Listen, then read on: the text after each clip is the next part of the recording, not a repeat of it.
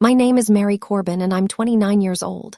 2 weeks after we buried my grandmother, the woman I had cared for day and night for 4 years, my sister screamed. Just seeing her face disgusts me. I can't breathe with her in this house. Throw her out tonight. My mother didn't blink. She shoved a suitcase into my chest and said coldly, "There's no room for you here anymore." My father stayed silent. I walked out at 23 with one suitcase and a cardboard box of Grandma's belongings into the pouring rain. 6 years, 0 calls, 0 birthdays, nothing. Then the $7.5 million estate right next door sold. And suddenly my phone exploded with messages calling me daughter and sister. They're desperate to visit. They have no idea I'm the one who chose that house. And the name about to be carved at its gate is the last name they'll ever expect and the one they'll never escape. Before I tell you everything, please like and subscribe if this hits home. Comment. Have you ever been erased by your own family? And where are you watching from right now? To understand what that name on the gate means, I have to take you back to a rainy March night in 2020. The night my mother pushed a suitcase into my chest. I had come downstairs for a glass of water. That's all. It was a little after 8 and the kitchen light was on, and I could hear my sister's voice before I reached the bottom step. Vanessa didn't talk when she was upset. She performed, and that night she was performing for an audience of 2. Just seeing her face disgusts me. The words came through the doorway like something thrown. I can't breathe with her in this house. Throw her out tonight. I stood there holding my empty glass, waiting for someone to answer her, waiting for my mother to say, "Vanessa, that's enough." Waiting for my father to clear his throat the way he did when something crossed a line. The ice maker hummed. The furnace kicked on. Nobody said a word. That silence was the loudest thing I have ever heard. When I finally walked into the kitchen, my mother stood up from the table. For half a second, I thought she was standing up for me. She wasn't. She smoothed her sweater and said, "Vanessa needs peace tonight, honey." In the same voice she used to announce dinner. Then she went upstairs. My father looked at the floor. Vanessa looked at her phone. I stood at the counter filling my glass because I did not know what else to do with my hands. And I remember watching the ice melt and thinking, this will blow over. Grief makes people cruel. We just buried Grandma. Nobody means anything right now. Then my mother came back down the stairs carrying my suitcase. She had packed it, not thrown things in, packed it, folded, zipped the way she packed for church retreats. She crossed the kitchen and pushed it into my chest hard enough that I stepped back, and she said, "There's no room for you here anymore." I looked at my father. He studied the tile like it owed him money. The clock above the stove said 9. "Mom," my voice came out small, "can I at least stay till the weekend?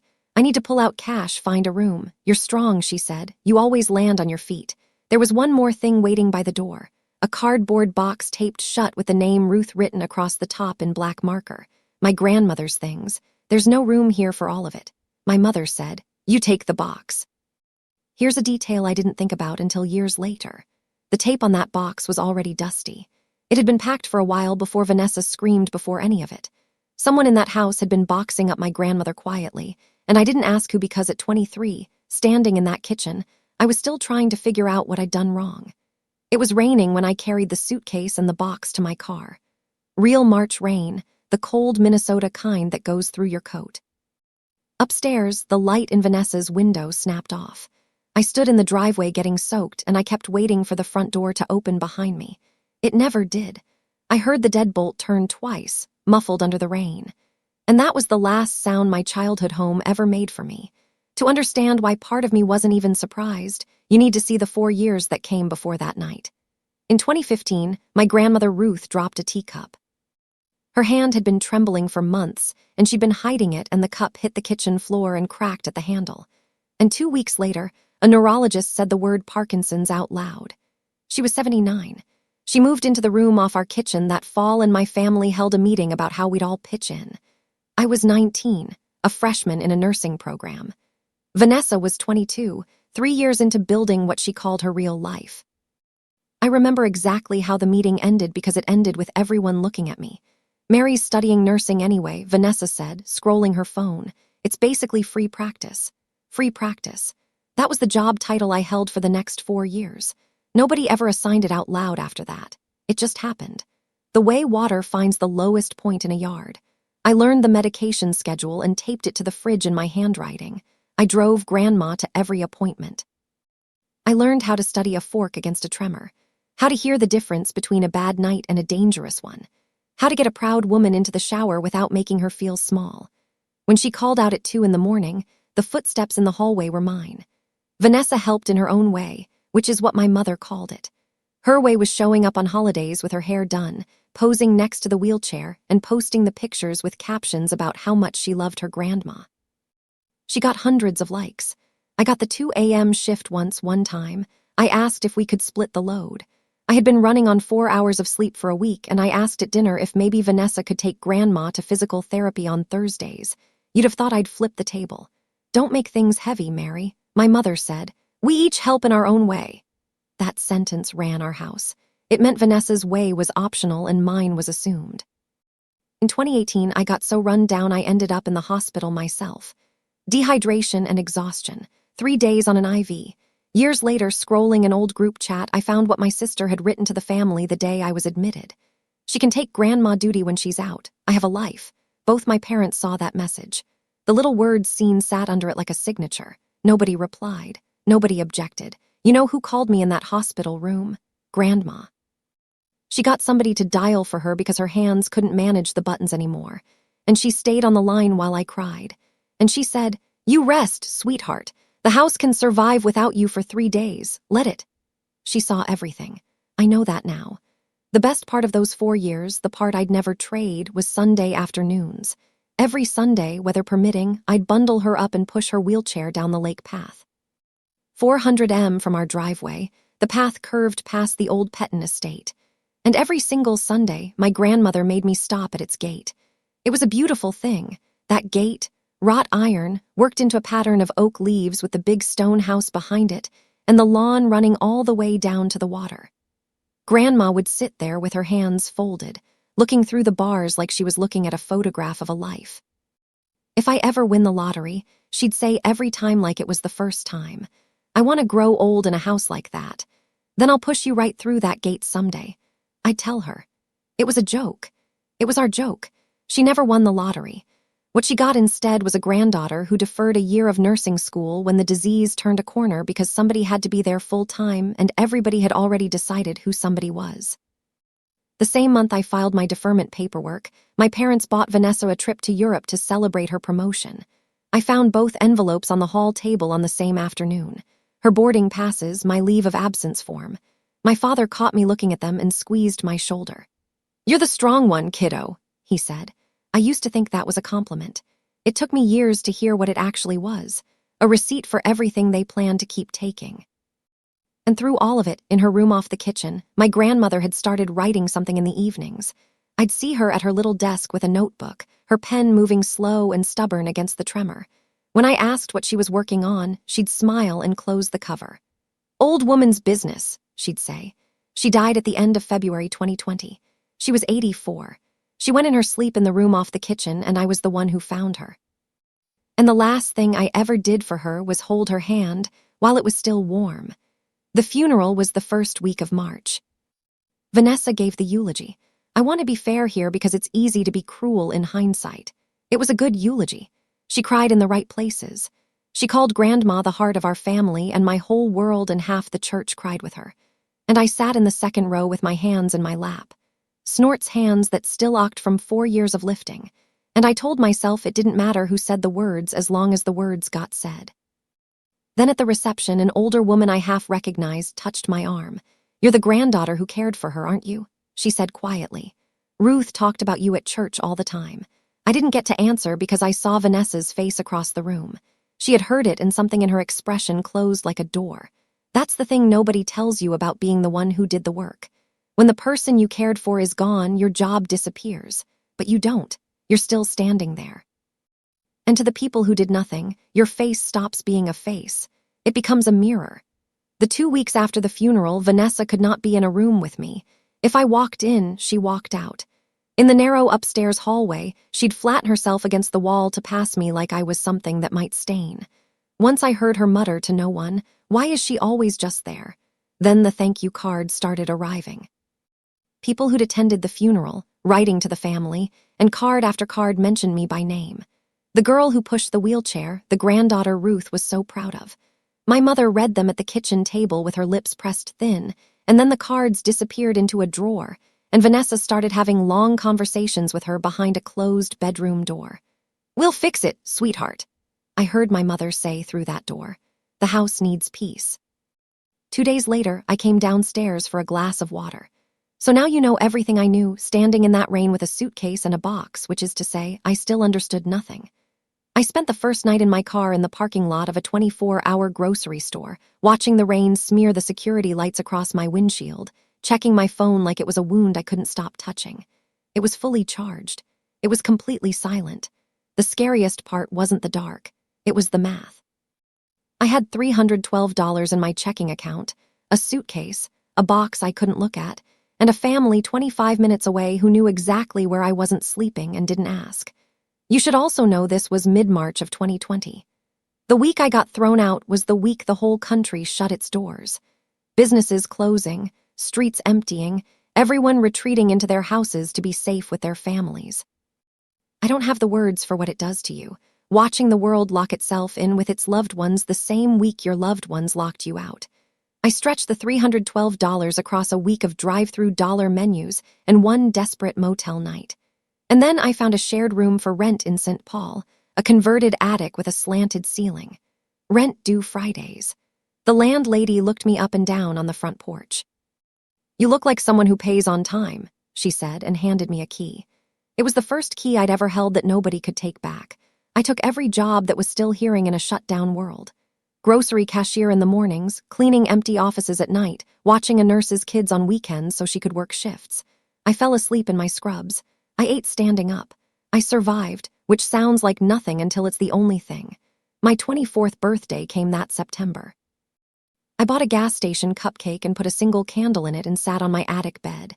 And I gave my phone one last honest chance. Midnight came and went. Not a text. Not from my mother who had thrown me birthday parties with themed napkins. Not from my father. Not from the sister whose birthdays I had never once forgotten. Grief has a sound. I learned that year. Silence from people who are dead is grief. Silence from people who are alive 25 minutes away is something else. It's louder. After I blew out the candle, I finally did the thing I'd been circling for 6 months. I pulled the cardboard box out from under the slanted ceiling and slit the dusty tape. Her cardigan was on top, the gray one, and it still smelled like her, and I had to stop for a while. Underneath the cracked teacup she'd refused to throw away, her reading glasses, her Sunday scarf, and at the bottom, a notebook I had never been allowed to see.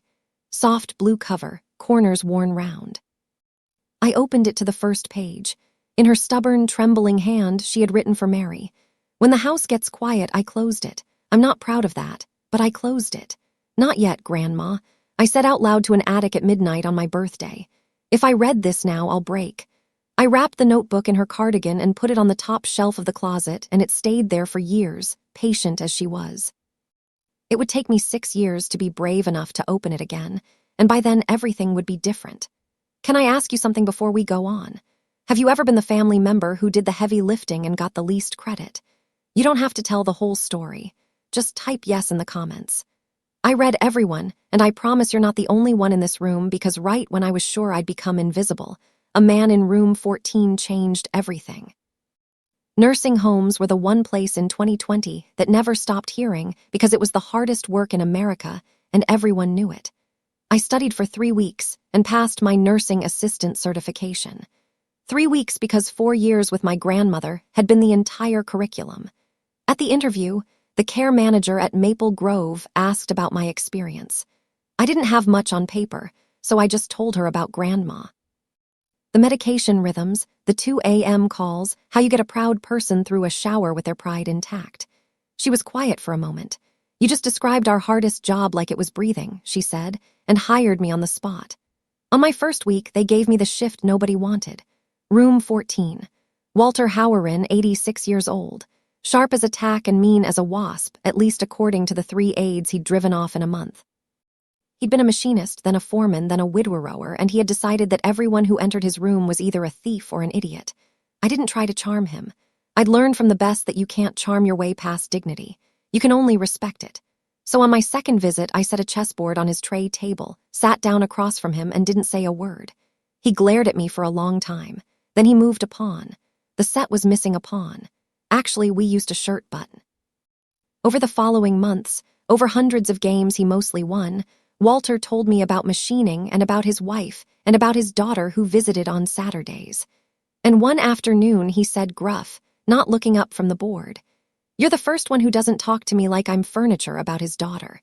In those first months, visits happened through window glass. And every Saturday, a silver-haired woman stood outside Walter's window with a folding chair and a thermos and talked to her father through her phone. By mid-2021, when the doors opened again, she started coming inside. Her name was Grace. She never fussed and never performed. She just watched. And I mean watched. I'd catch her in the doorway while I trimmed Walter's nails or remembered that he hated carrots or adjusted his pillow the 3 specific times a night he liked it adjusted. She noticed things the way an inspector notices things. I found out later she'd asked the head nurse about me that first month. "Who is that girl?" That was all. And then she watched for nearly 3 years. One winter night, a storm knocked the power out for a few hours. Generators handled the essentials, but the hallway cameras went dark and some of the residents got scared the way you do when your world is small and the lights go strange. My shift ended at 11:00. I stayed till 1 going room to room. No overtime, no paperwork. I didn't even think about it, honestly. It was just what my grandmother would have needed. I didn't know the shift logs told the story anyway. The next Saturday, Grace found me in the break room. She set a cup of coffee in front of me. I remember being startled because I could not recall the last time anyone had served me anything. And she said, "You do it when nobody's watching." That's the whole job and almost nobody can do it. I didn't know what to say, so I said, "Thank you." And she nodded. And that was that. I didn't know that sentence would come back 6 years later in front of 120 people. Life picked up a rhythm after that, days at Maple Grove. And in the fall of 2020, I re-enrolled in nursing school. Evening classes, 1 or 2 at a time, because that's what a CNA paycheck could carry. Same tired hands as before. Different reason. There's a world of difference between being exhausted for people who take it and being exhausted for a life you're building. And I learned that difference at 1:00 a.m. over textbooks in a slanted ceiling attic. A girl in my Tuesday pharmacology class kept trying to feed me. Bethany Cole, a tech at the Children's Hospital, loud in the best way, the kind of person who notices who isn't eating. In November of 2021, she cornered me by the vending machines and asked what I was doing for Thanksgiving. And I said, "I'd probably pick up a shift." And she squinted at me like I'd said something in a foreign language. "You're picking up a shift, so you don't have to be anywhere." She said it wasn't a question. Then my table's ugly and my turkey's dry, but nobody eats alone on my watch. I sat at her crowded table that Thanksgiving on a folding chair, borrowed from her neighbor with her sister and her roommate and a traveling nurse who also had nowhere to be. Nobody there knew my story yet. They just passed me the potatoes like my presence was obvious. I made it to the bathroom before I cried. It wasn't the turkey, which truly was dry. It was that I'd spent 2 years learning how it feels to be thrown out of a family. And it took one folding chair to teach me how it feels to be pulled into one. I graduated with my RN in the spring of 2023. I was 26. Every graduate got tickets for family, and I'd requested 2 out of some stubborn muscle memory. And those 2 chairs sat empty with my name on the reservation card. But here's the thing I want you to hear. The row was full anyway. Bethany whistling like a maniac. Half the day's shift from Maple Grove. And on the aisle in a linen blazer, Grace Howerin, who had asked me 3 weeks earlier, almost formally, if she might attend. Walter would have heckled the dean until they read your name twice. She told me after, and it was the closest I ever saw her come to crying. Walter died that summer. He went easy in the afternoon, his hand resting on the chessboard we never did finish. I helped fold his shirts for Grace to take home, and we found the shirt button he'd used as a pawn, and she held it in her palm for a long time. 2 weeks after his funeral, a letter arrived at my attic. Cream envelope, fountain pen, Grace's even slanted hand. "You gave my father 3 years of dignity," it read. "Have coffee with me. I have an idea and it has your name in it." The idea took up 4 napkins. We met at a diner and Grace talked for an hour drawing boxes and arrows on napkin after napkin. And I understood 2 things very quickly. That this woman had spent a career buying and fixing buildings, and that she had been thinking about this for a long time. Her idea was simple and enormous. Small care homes, real houses, 8 or 10 residents for people with memory loss, No fluorescent corridors, no intercoms, no feeding schedules run like a factory. A home where growing old doesn't feel like a punishment. I have spent 30 years buying property, she said, tapping the napkin. I can buy houses. I can't buy what you did in room 14. That I've only ever seen once. The offer, her capital and her buildings, my license and my hands and my judgment. She'd hold the real estate through her company and lease it to the operating company we'd found together. I'd put in my modest savings, run the whole thing as executive director, and hold 20% of the company we were building. She slid the last napkin across the table. It said in fountain pen, the Juniper House. I asked for one night to think. That night, I stood in my attic and looked up at the closet shelf at the cardigan-wrapped notebook I still hadn't opened. And I thought about a woman who spent her last years feeling like a burden in a room off a kitchen. And I said yes before I fell asleep out loud to nobody. The first Juniper House opened in August of 2024 snorts in a rambling old house Grace already owned converted into 8 beds. I designed every inch of the daily life from those 4 years with my grandmother. Meals when residents are hungry, not when a bell rings. A vegetable garden with raised beds at wheelchair height. Warm hallway lights that don't glare at 3:00 a.m. rocking chairs on the porch. And staff hired for exactly one quality above all others. What they do when nobody's watching. We filled all 8 beds in under 3 months. I'll tell you the moment I knew it was working and it wasn't a number. A resident's daughter caught my sleeve in the hallway, eyes shining. My mother smiled today, she said. She hasn't smiled since Easter. By spring of 2025, we had a waiting list of 31 families, and the office phone would not stop ringing in the best way. Grace came by with 2 coffees and put her feet up on my desk like she owned the place, which technically she did. Time for a second house, she said. Bigger on water if we can get it. Find me a house worth growing old in. I pinned a map of the lake country to my office wall and started searching listings every morning. And one morning in June, I opened my laptop with my coffee and my whole chest went still. There at the top of the new listings was a row iron gate worked into a pattern of oak leaves. The Petton estate listed at $7.9 million. The old owner had passed. The listing said the heirs were out in Arizona and motivated to sell. 11 bedrooms, stone construction, 4 acres running down to the lake. I knew that lawn. I knew that gate. I had stopped a wheelchair in front of it every Sunday for 4 years while an old woman dreamed through the bars. And I knew something else, something that made me close the laptop like it had bitten me. The property's north fence line ran along a backyard I could have drawn from memory. My parents' backyard. Of all the houses on all the lakes, my grandmother's dream had to share a fence with my past. I didn't sleep that night. I opened the laptop again at midnight and stared at the photos. The listing agent had shot one from the exact spot on the path where Grandma used to make me stop, and I argued with myself until sunrise because I could hear how it would sound. Thrown-out daughter buys the castle next door. It would look like the world's most expensive middle finger, and I hated that because that wasn't what was rising in my chest at all. What was rising was Sunday afternoons. Grace toured the property with me that week. She walked the halls, counting doorway widths and muttering about elevators, thoroughly satisfied.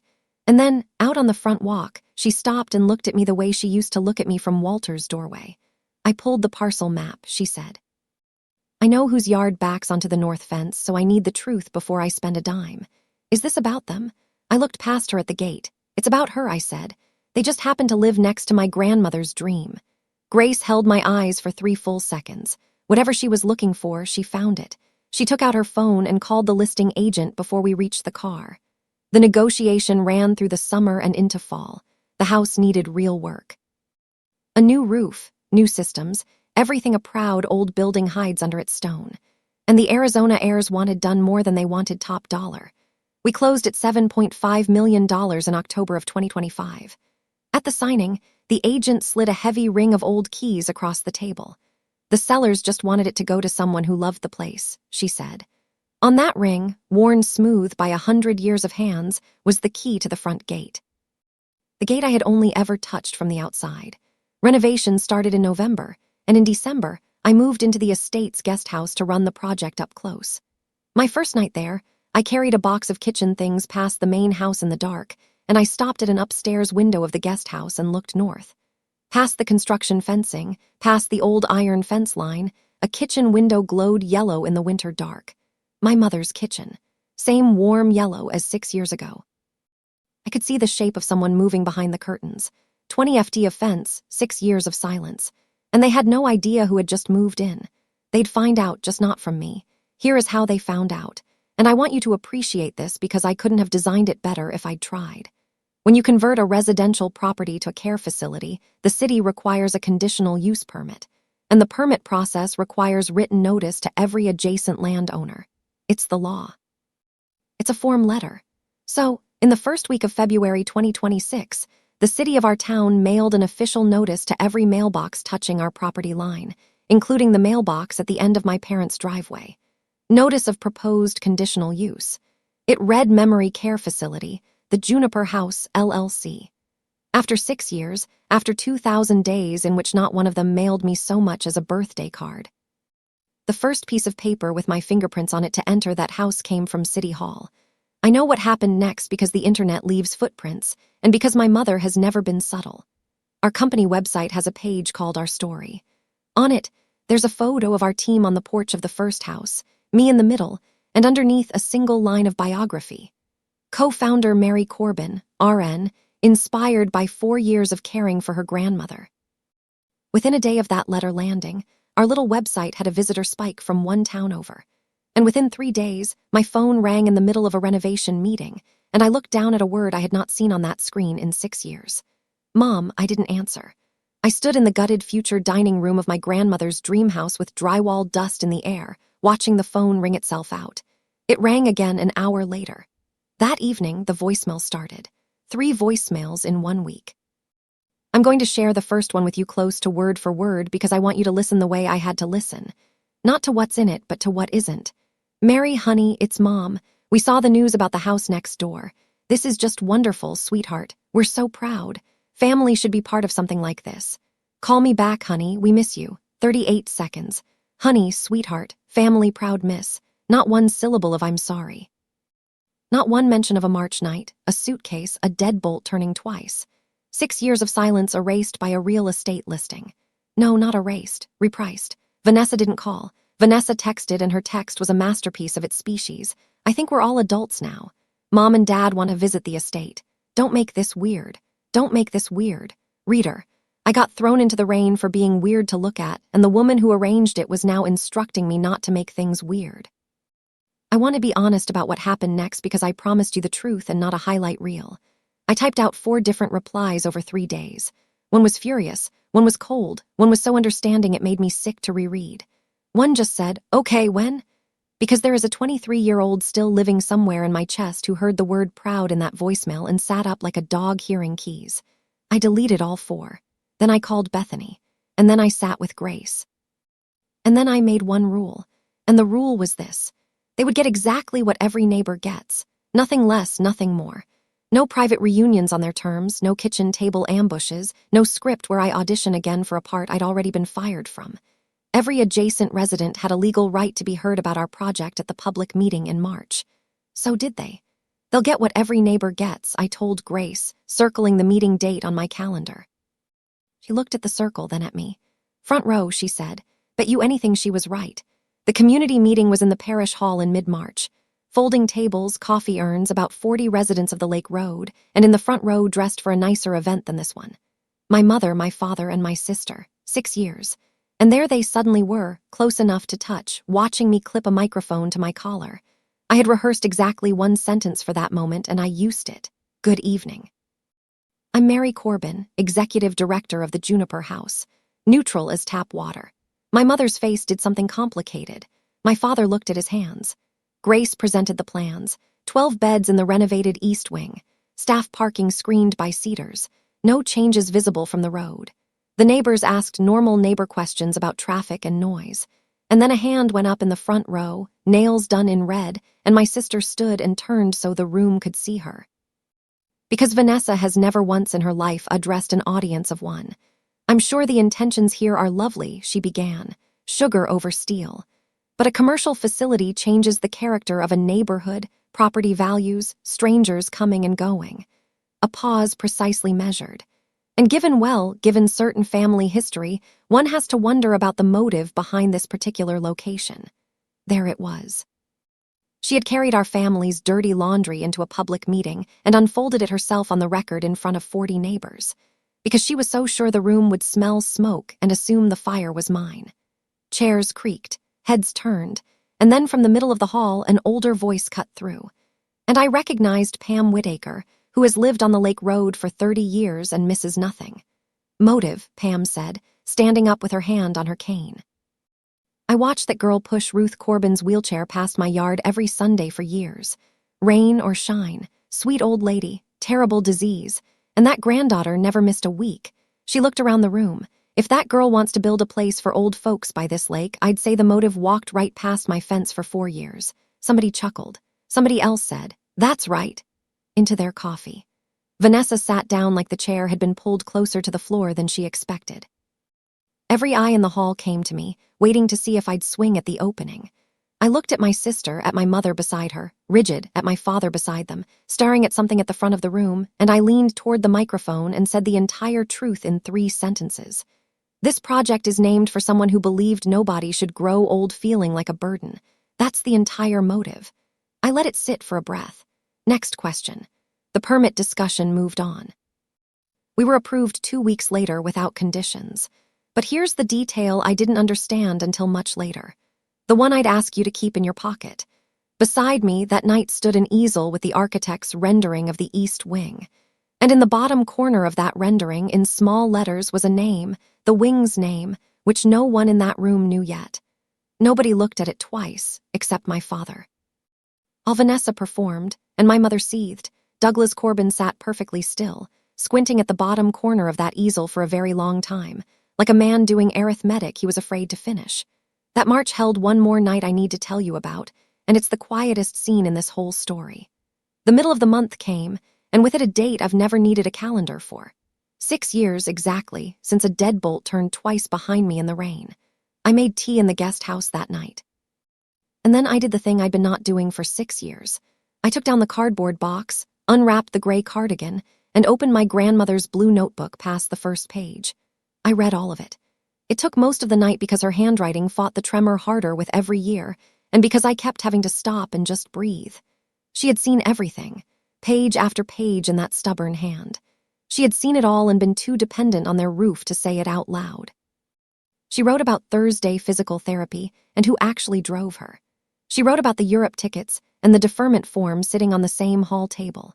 She wrote about the hospital and the group chat she'd overheard my mother reading aloud, and the 3 days I was gone, which she called the only days that house told the truth about itself. And she wrote this, which I will carry in my chest for the rest of my life. I see how they hand you the heavy things and keep the light ones for themselves. That is not your worth, Mary. That is their blindness. There was one more page, the last one. I could see through the paper that she'd written something short on it, and I closed the notebook without reading it. I can't fully explain why. Maybe I sensed that I'd need one more thing from her later, one last unopened door, and I was right. But that comes at the end of this story. That same week, Grace brought me the guest list for the ribbon cutting and asked the question we'd both been circling. The permit notice had gone to all adjacent residents. Should the invitation, I thought about it for 2 days. Bethany voted absolutely not. Grace, being Grace, declined to vote at all and just watched me decide. In the end, I added one line to the list, all adjacent residents. And when Bethany stared at me, I gave her the only answer I had.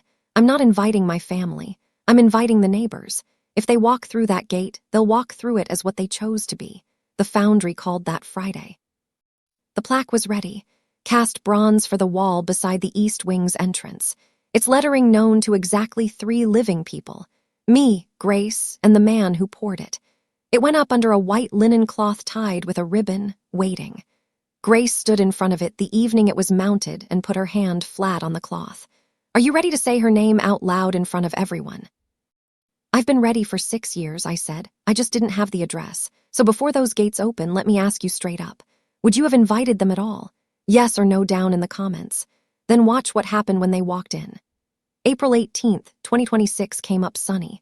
I remember standing at the guest house window at 7 a.m. with my coffee, looking at the light on the lake, thinking about how the last time weather had mattered this much in my life.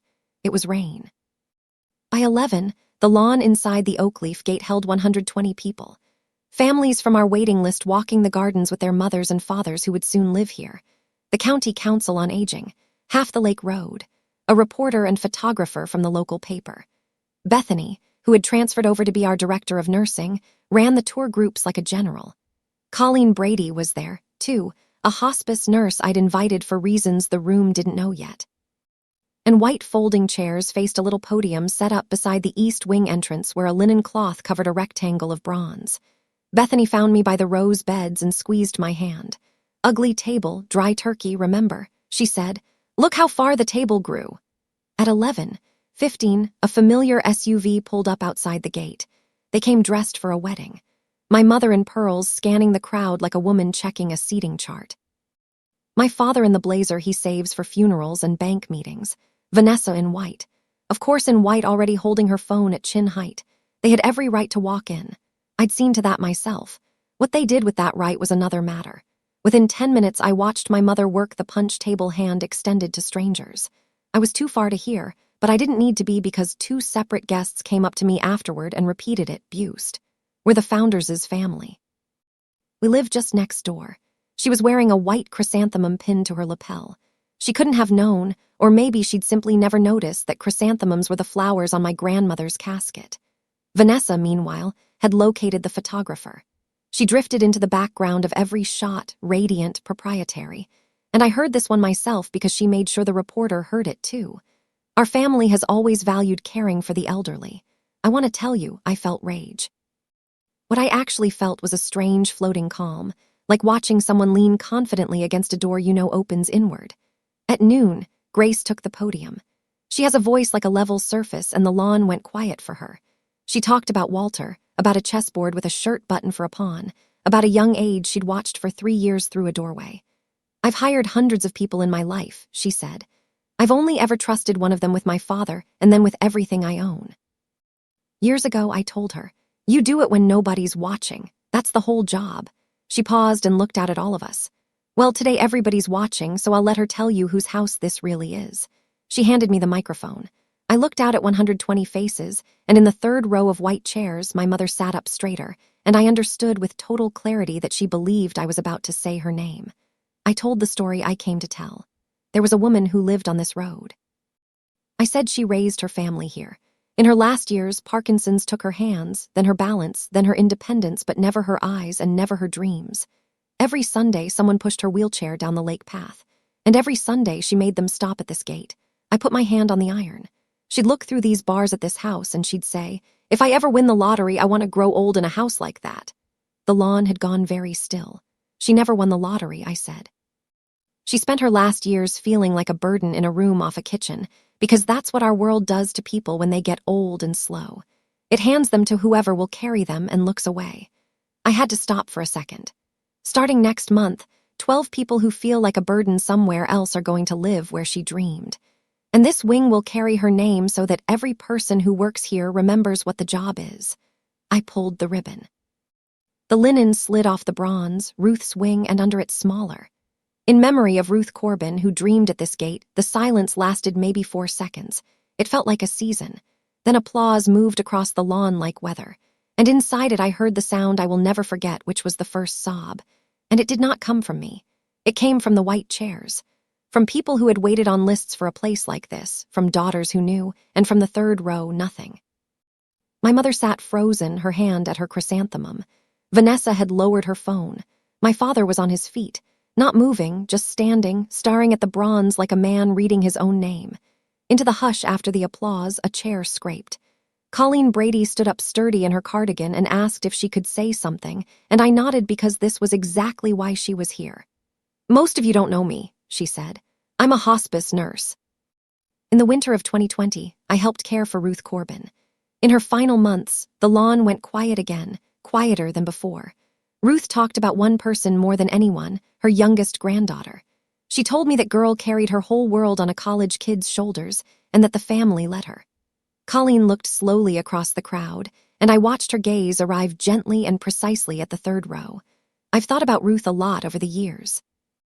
I'm glad the whole lake finally knows who was pushing that wheelchair. 120 heads turned toward the third row of white chairs. My mother stood up so fast her chair rocked. And this is the part I need you to hear exactly, because in a crisis, people tell you who they are. surrounded by the wreckage of 6 years, handed a moment where a single sentence, "I'm sorry," could have changed the temperature of everything. My mother chose these words instead, voice cracking loud enough for the front rows. "You did all this and didn't even tell your own mother. Do you know how this makes us look? How this makes us look? 6 years of silence, a suitcase in the rain, a deadbolt turned twice, and her first public words to me were about the optics." Beside her, Vanessa found her voice, and it came out as a hiss with a smile stretched over it. "You planned this. You planned this whole thing to humiliate me." I stepped down from the podium and walked toward them, and the crowd opened a path, and I watched my mother compose her face for a reconciliation scene, and my sister composed hers for a fight, and I gave them neither. I stopped an arm's length away. I spoke quietly. "The lawn was so silent it didn't matter. Nobody here humiliated you," I said. "You're just standing for the first time in a room where the truth arrived before you did." Vanessa's mouth opened. I wasn't finished. "You're welcome to tour Ruth's wing today, the way everyone here is welcome." As guests, I looked at my mother, not as family. "You returned that title 6 years ago with one suitcase and a cardboard box." Then I turned to the event coordinator, who was hovering at a respectful distance, and said the sentence I had promised myself would be the only consequence I'd ever hand them. "Please make sure our neighbors get the full guest tour." That was it. That was the whole revenge. They were welcome. Exactly as welcome as strangers. The coordinator, bless her professional heart, materialized beside my mother with a laminated tour schedule and a bright "this way." And that ordinary kindness broke them faster than any cruelty could have. Vanessa spun and walked out through the oak leaf gate with the photographer's camera tracking her white dress. My mother lasted a minute longer, scanning the crowd for a single sympathetic face, and then followed, chin high, chrysanthemum trembling. My father didn't leave. Douglas Corbin walked alone to the east wing wall and stood in front of the bronze plaque with his hands at his sides, reading his mother's name. He stood there while the tour moved around him. He stood there so long that guests began assuming he was part of the memorial. He left without speaking to me, and 3 days later he came back alone. But first, the days between. The local paper ran the story that weekend. New memory care facility opens in landmark estate, named for a neighborhood grandmother, founded by the granddaughter who was her caregiver for 4 years. The Lake Road did the arithmetic in about a day and a half. 6 years. Nobody had seen me at that house in 6 years. Pam Whitaker, I'm told, did not need to be asked twice for context. My mother went to work on the story the only way she knew, managing it, at her church circle. The official version became a painful family misunderstanding that Mary has sadly chosen to make public. Snorts it might have held, except 2 of the women in that circle had been on the lawn on the 18th. They had heard calling. One of them, I later learned, had received a thank you card from my grandmother's funeral with my name in it and had kept it. I won't pretend it was a clean sweep. It never is. A cousin messaged me that airing family business at a public event was beneath you. A man I don't know commented under the article that there are 2 sides to every story. He's right. There are one side spent 4 years pushing a wheelchair. I've made my peace with the people who need the other side. Then on Tuesday evening, the guest house doorbell chimed and the little camera screen showed my father standing at the gate in the rain. Light rain, spring rain, but I noticed it and I think he did too. I walked down the path. I didn't open the gate. We stood with the oak leaf iron between us, and he looked at me through the bars the way my grandmother used to look at the house, and he said, "I'm not going to ask to come in." "Okay," I said. He was quiet for a while. Rain ticked on the leaves. "I packed that box, Mary. I didn't move. After the funeral, your mother wanted Mom's things gone, donated, tossed, gone. I couldn't do it. And I found the notebook." His voice went somewhere it had never gone in my hearing. I read the first page, just the first page, and I couldn't read anymore, and I couldn't throw it away, and I couldn't stand up to anyone in that kitchen, so I taped up the box and I wrote her name on it, and I made sure it went with the only person who deserved it. He looked down. That was the bravest thing I did in 6 years, and it wasn't brave at all.